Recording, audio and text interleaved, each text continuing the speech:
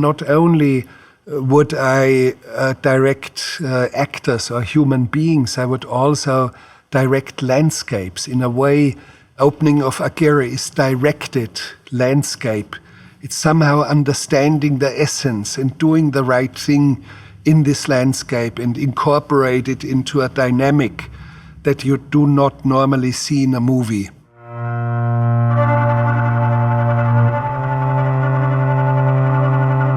Sometimes I have spent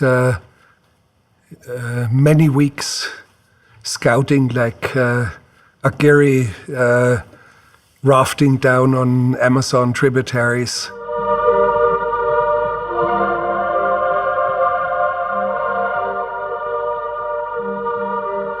Yes, this is near Machu Picchu, near Urubamba.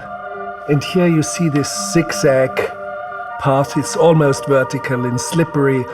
And many of the native people who come from the highlands, who came from very high up, were frightened. Some of them altitude sick, some of them had vertigo more than anything. And I would run up and down this zigzag path, to exhaustion, and tie some of them onto bushes so they wouldn't slip down. And I said, stay where you are, we'll get you out later.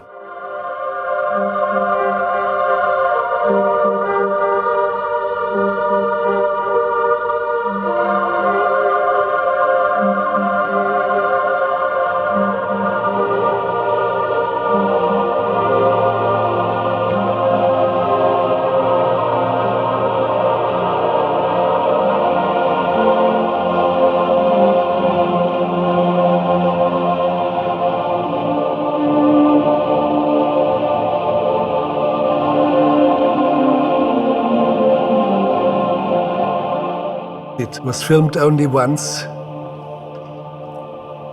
and those are moments where I had the feeling I was blessed. Something fell into my lap that in a way I knew I deserved it, but yet you have to be lucky as well. And it's a really wonderful moment. And you see how steep it is, as chicken in there, llamas, everything.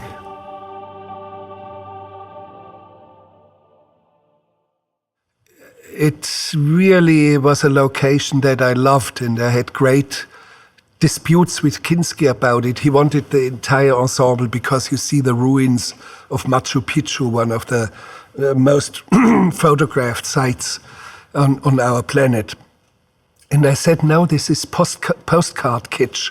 I want a detail of it. And he started to scream and yell and kick at the camera. And so I took him out of the shot.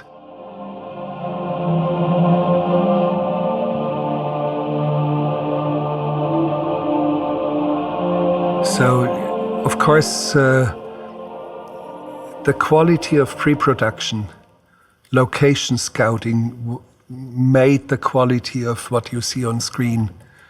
And it's not that you can organize it quickly and you say, let's go there. You just can't go there and start shooting.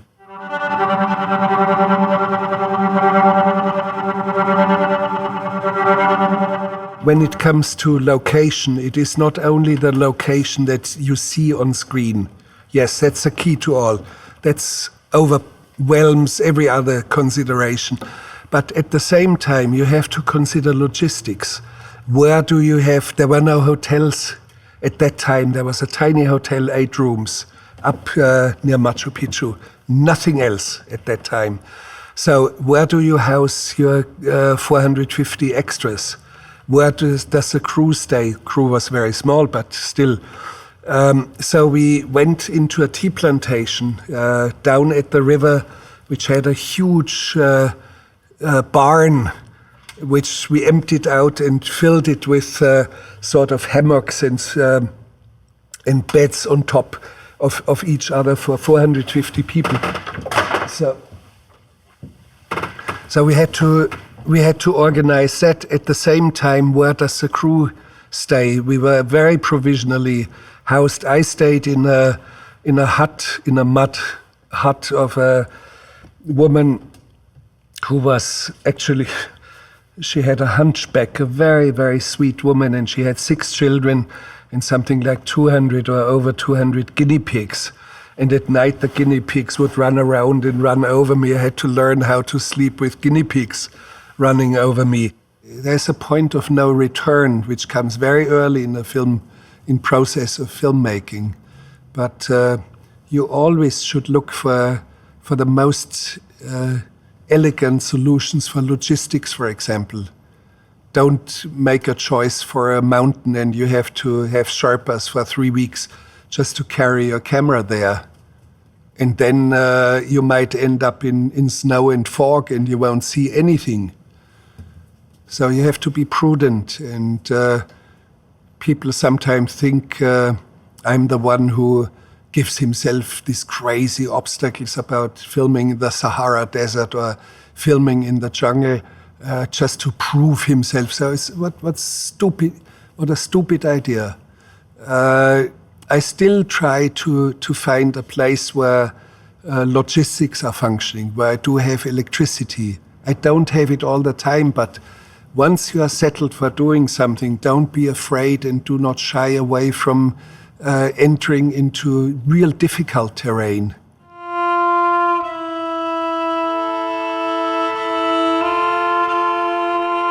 When I travel very light. I try to have only one bag, which would be hand luggage on a plane. And that's how I mostly travel. And adapting, I try to understand the people with whom I'm going to work. I try to speak their language. In practically all the cases, I use the accommodations that you find with them. I lived in a hammock for 1.5 years in the jungle, and it was fine. Or I would eat the food that the native people would eat. So I ate alligator, I ate snake, I ate live maggots. I mean big, white, crawling maggots. It was in the jungle, and some of the chiefs were poking in a huge rotten tree. And it was all coming apart, and they dig deep with their machetes and they come up with a handful of these big maggots, and they eat them live. And the chief, I didn't expect it, I was just curious. A chief comes with 3 or 4 of them in his hand and gives it to me and offers it to me as a special delicacy. So, and they all stand and wait, and of course you have to eat them.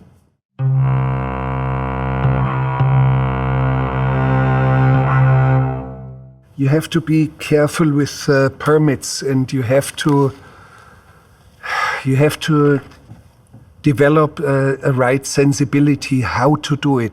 In some cases, Fitzcarraldo, for example, I would just wildly forge shooting permits.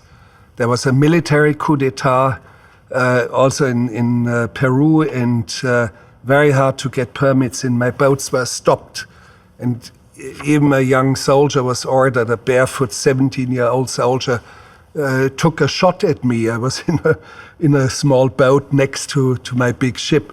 And of course you better stop and you go on land. And I met the colonel who ran this, and he said, you are not allowed here. Actually, what happened, what nobody of us knew, that a border war would break out very, very soon. And there was a high military presence. Nothing was allowed to us anymore.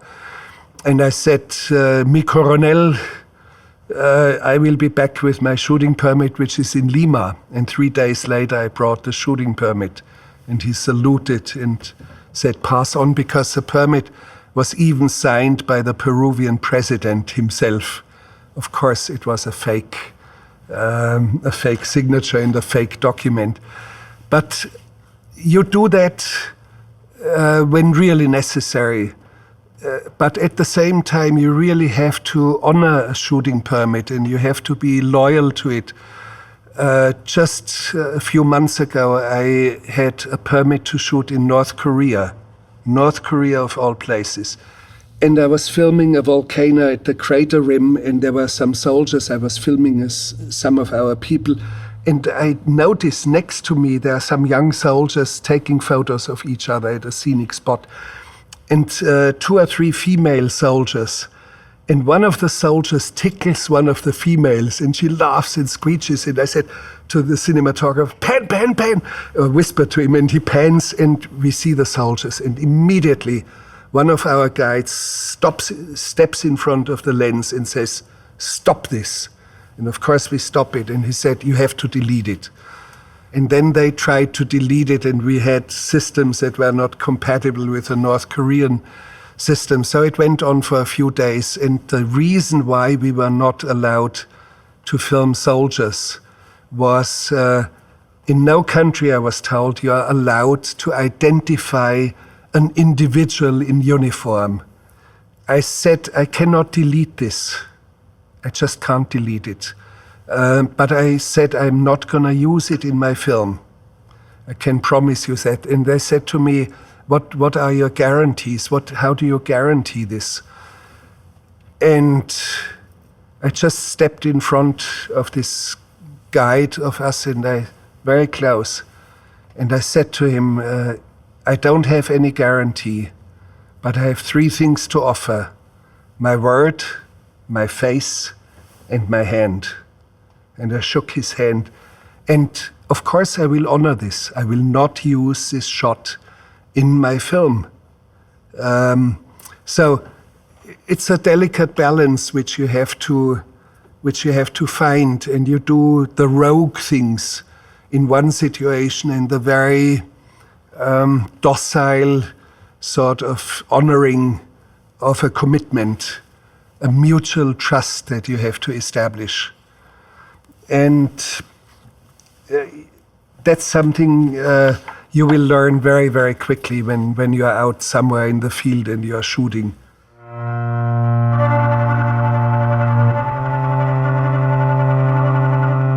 Fitzcarraldo, of course, pre-production.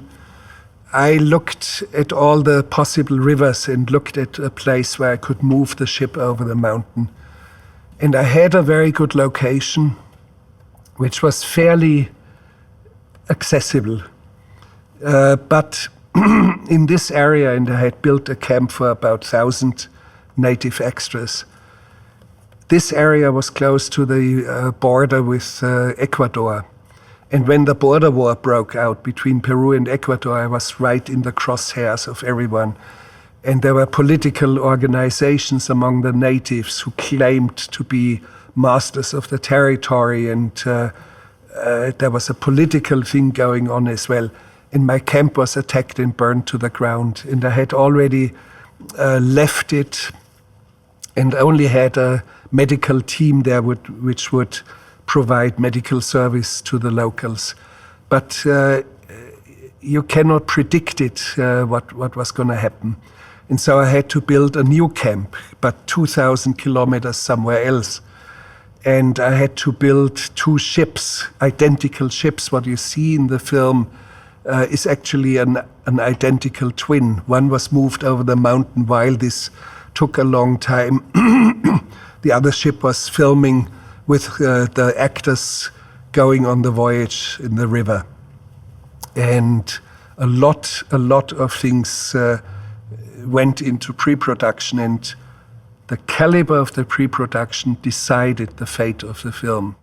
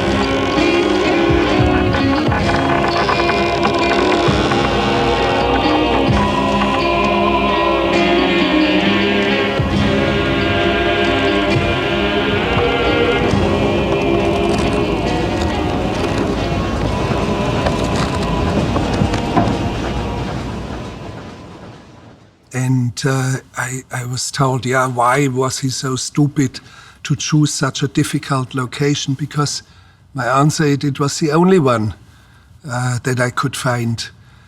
And why did he not shoot in a studio with digital effects? Of course, they didn't exist. And still, today, I would still move a real boat over a real mountain, because I want audiences back in a position where you would know, where you could trust your eyes again. You see everywhere in the films, and 6-year-old children know, this is a digital effect. They even know how the digital effects are being done. I wanted the audience back in the very, very basic notion, you can trust your eyes again. And films normally do not do that anymore.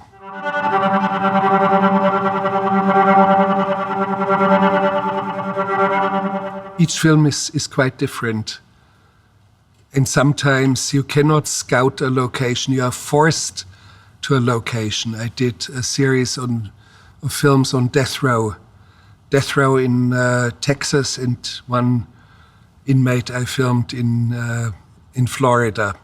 And female inmates also in Texas, but in a different facility. So there's one location, you're allowed 50 minutes to spend with the inmate. They are boxed into a cage. You have a bulletproof glass window in front of you, between you, but you're sitting very close. I mean, you're sitting like 4 or 5 feet away from each other, 3 feet away from each other. And you only can do it there. You are only allowed maximum 3 people. That's what the warden tells you. And you can only film if the inmate has given you permission in writing that he wants to talk to you. Secondly, the warden has to decide and has to give permission. So the restrictions sometimes are enormous, and you have to deal with it. Don't complain, you just do it quickly. Deal with it and get away with film. That's what we are. We are thieves. We are thieves. We get away with loot from the most beautiful or the most scary or the most spectacular places that you can ever find. That's what we have to do. Bank robbers. Just hit and run.